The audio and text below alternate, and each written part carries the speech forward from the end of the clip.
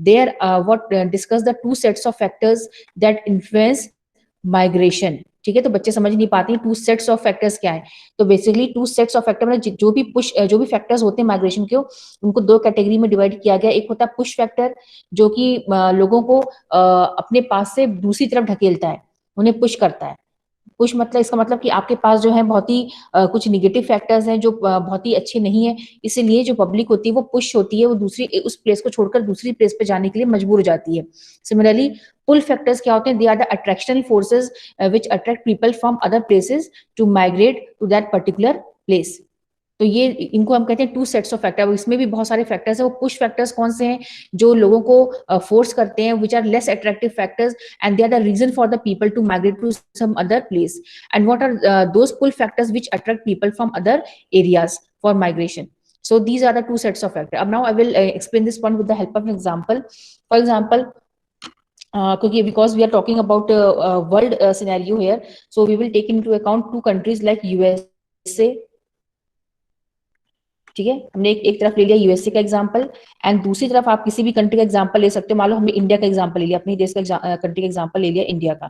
ठीक है, and you know that large scale migration takes place from India towards USA. ठीक है, मतलब हमारे इंडिया में मैक्सिमम लोगों का ये ड्रीम होता है कि हम जो है जॉब करने के लिए, हम बेहतर स्टैंडर्ड ऑफ लाइफ के लिए they migrate to European countries and American countries. तो अगर हम यूएसए को एग्जांपल ले लें तो आप बता सकते हैं कि इन दोनों ही कंट्रीज में किस कंट्री में पुश फैक्टर काम करता है और किस कंट्री में पुल फैक्टर काम करता है? बताइए, तो बता सकता है इन दोनों ही कंट्री में पुश और पुल फैक्टर कहाँ काम करता है? बताइए।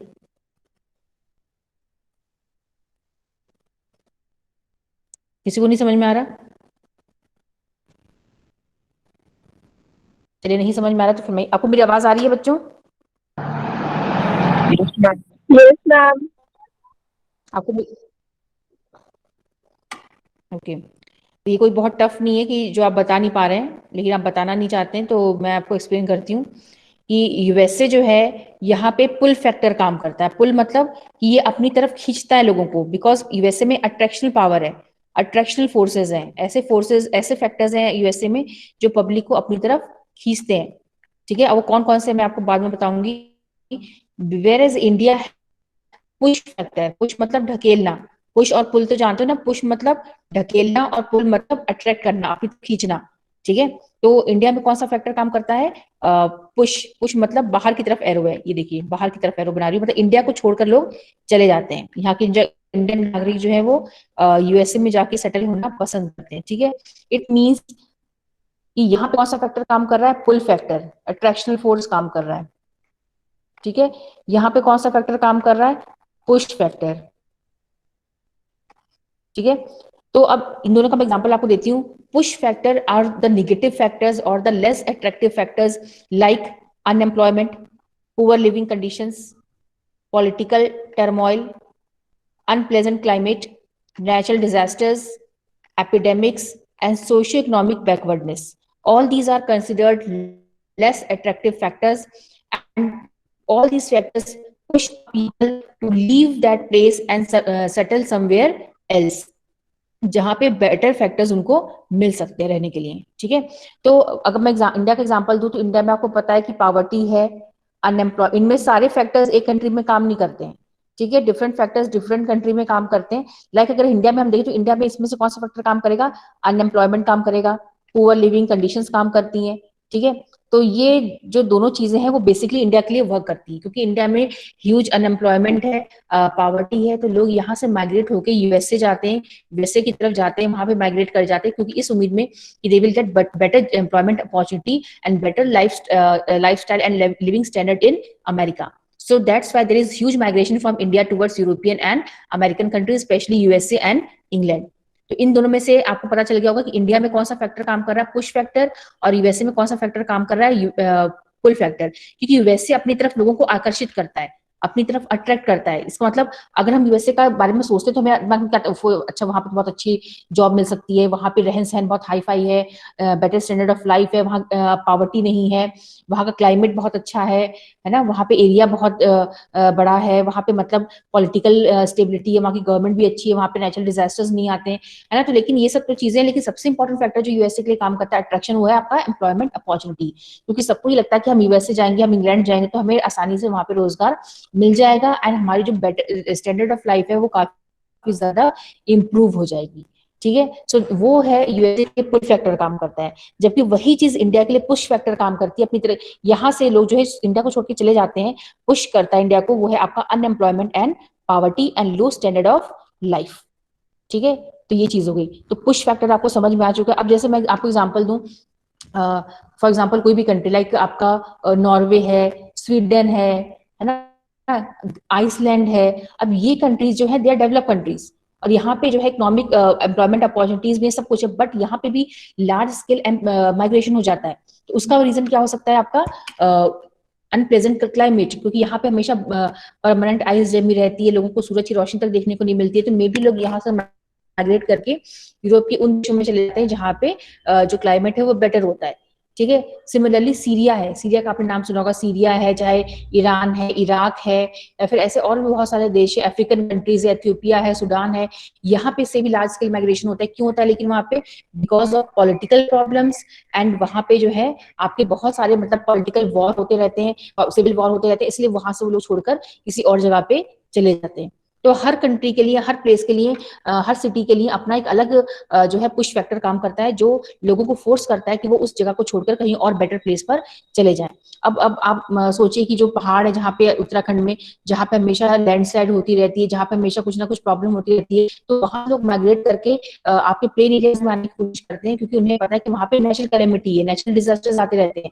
जहाँ भूकंप आता है, जहाँ पे लोगों को पता है कि यहाँ पे साइक्लोन आता है ना, वो उसको झेल चुके हैं, तो वो क्या करते हैं, उस प्लेस को छोड़कर कहीं और चले जाते हैं। या फिर सोशल इकोनॉमिक बैकवर्डनेस, जहाँ पे सामाजिक और आर्थिक तौर पे, जहाँ पे बहुत ही ज्यादा, मान लो कहीं सपोज पर्टिकुलर एक कास्ट है जो कि बहुत ही ज्यादा निगेटिविटी फेस कर रही है किसी गांव में या किसी पर्टिकुलर एरिया में, तो वो क्या करेगी, उस जगह को छोड़कर वो कहीं और चली जाएगी जहाँ पे उसको ये प्रॉब्लम फेस ना करनी पड़े। ठीक है, तो ये जो है, ये आप एक रीजनल लेवल पे भी देख सकते हो, ये एक स्टेट लेवल पे भी। अगर हम इंडिया की बात करें तो इंडिया में अगर आप देखेंगे तो यूपी, बिहार, ये ऐसे राज्य हैं जहाँ पे सबसे अधिक माइग्रेशन होता है टुवर्ड्स दिल्ली एंड मुंबई। तो ये हर कंट्री में अलग होता है, हर स्टेट में होता है, हर कंट्री के बीच में भी हो सकता है, डिफरेंट कंट्री इंटरनेशनल लेवल पे भी हो सकता है। तो ये हो गया आपके push factors. Then pull factors कौन से होते हैं? They are more attractive and they are place of destination. Pull factor वहां काम करता है जहां पे लोग अट्रैक्ट हो, ये प्लेस ऑफ ओरिजिन, मैंने कल आपको बताया ना, place of origin and place of destination. So push factor कहाँ काम करता है? प्लेस ऑफ ओरिजिन में, क्योंकि लोग प्लेस ऑफ ओरिजिन को छोड़कर कहाँ चले जाते हैं? प्लेस ऑफ डेस्टिनेशन में। सो पुल फैक्टर ये याद रखो, ये माइनस में जाता है और ये प्लस में। माइनस का नेगेटिव फैक्टर्स, पॉजिटिव फैक्टर्स। तो यहाँ पे यार they are more attractive, attractive आप याद रखना, यहाँ पे लेस अट्रैक्टिव है, यहाँ पे मोर अट्रैक्टिव है। Then the place of origin of reasons like, अब मैंने बताया वैसे में लोग जाते हैं because of better job opportunities, उनको लगती है वहाँ पे जॉब अपॉर्चुनिटीज बेहतर है। ठीक है, then better standard of life है वहाँ पे, कंडीशन से जाते हैं, पीस की वजह से जाते हैं, जहाँ पे शांति होती है, टर्मोइल नहीं होता है, जहाँ पे सिक्योरिटी ऑफ लाइफ है, प्रॉपर्टी है एंड प्लेजेंट क्लाइमेट है। तो जो भी आपने उसमें पढ़ा उसका अपोजिट इसमें होगा, कि जहाँ पे पॉवर्टी नहीं है, जहाँ पे लिविंग कंडीशंस बेहतर हैं, प्रॉब्लम नहीं है, जहाँ लड़ाई झगड़े नहीं होते, सिविल वॉर नहीं है, जहाँ पे हमारी लाइफ और हमारी प्रॉपर्टी दोनों सुरक्षित है, और क्लाइमेट भी अच्छा है, तो इस तरह से लोग उस जगह पे माइग्रेट कर जाते हैं। So these are the two sets of factors which influences migration, one is pull factor and the other is push factor. अब दोबारा आपको बता रही हूँ, बहुत ध्यान से लीजिएगा। Push factors are the less attractive factors, these are negative factors which forces the people of place of origin to migrate to certain other place for better employment opportunities and for other factors. So push factors में क्या होता है? push factor में होता है unemployment, poverty, natural disasters, then epidemic, disease, political problems, and unpleasant climate. So these are push factors which forces the people to leave that particular place. On the other hand, pull factors are positive factors. They are attraction forces and they are found in the place of destination. भाई एक particular state में ही, एक particular country में इतने लोग migrate हो गए हैं क्योंकि वहां पे कुछ अट्रैक्शन फोर्सेस हैं, और वो अट्रैक्शन फोर्स लोगों को अपनी तरफ आकर्षित कर रहा है। तो क्या हो सकता है? Employment opportunities, better standard of life, pleasant climate, then property, political stability and pleasant climate. तो ये आपके पॉजिटिव फैक्टर्स हैं। तो ये दोनों चीजें हो गई आपको, और आप एग्जाम्पल देके इसको एक्सप्लेन कर सकते हो। ठीक है। Now next is trends in population growth. तो हम देखेंगे विश्व की जो जनसंख्या है वो किस हिसाब से इंक्रीज हुई है। ठीक है, इसमें मैं ज्यादा एक्सप्लेन करूंगी, बस थोड़ा देखते हैं इसमें क्या है। इसमें ये कहा जा रहा है कि हमारे पॉपुलेशन जो थी, जो हमारे अर्थ की पॉपुलेशन कितनी है, 7 बिलियन है। ठीक है, it has grown to this size over centuries. ठीक है, 7 बिलियन पॉपुलेशन अचानक से वो धीरे धीरे हुई है। अगर हम पहले की बात करें, पहले आज से 1,000 साल पहले, फिर पॉपुलेशन बहुत ही धीमे गति से इंक्रीज होती थी, स्टडी रेट। ठीक है।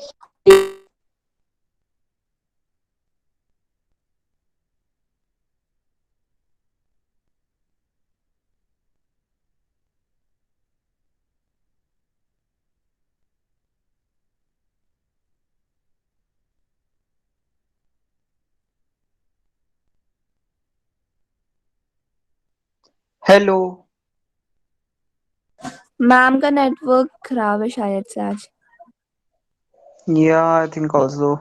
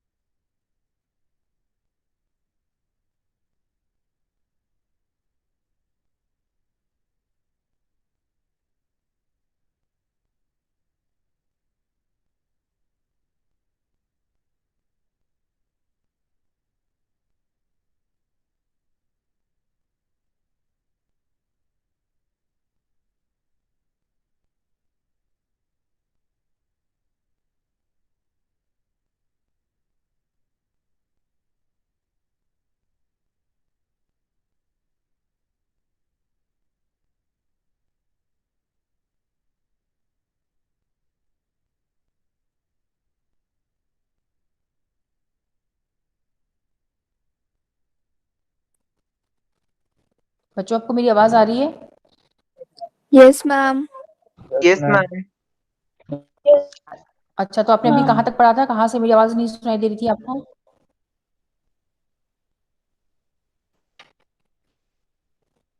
बताइए, कहाँ से आपने पढ़ा था? कहाँ आपको मेरी आवाज फिर नहीं सुनाई दे रही थी? आपको मेरी आवाज आ रही है बच्चों? Hello yes ma'am. बच्चों, आपको मेरी आवाज आ रही है मेरी? Yes ma'am. Yes. Yes ma'am. हाँ, तो वही तो मैं पूछ रही हूँ ना, कहाँ से आपको नहीं सुनाई दिया? मैं आपको ये बता रही थी ना कि how population increased over the time, तो ये आपको सुनाई दिया कहाँ तक? जो ये मैंने बताया आपको सुनाई दिया कि इंडस्ट्रियल रेवोल्यूशन के बाद पॉपुलेशन बहुत तेजी से इंक्रीज हुई है? No, ma'am. वही तो मैं जल्दी बताओ ना कि तुमने पुश और पुल फैक्टर सुनाई दिया था पूरा। Yes, Yes, ma'am. ma'am. इसके बाद ये जो है फिगर 2.2 के बाद समझ में आया था ये पैराग्राफ, ये trends in population growth.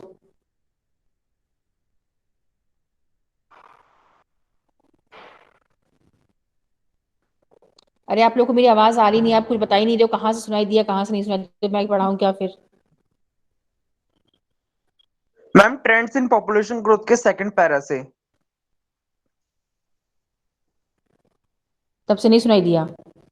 Yes ma'am. ठीक है।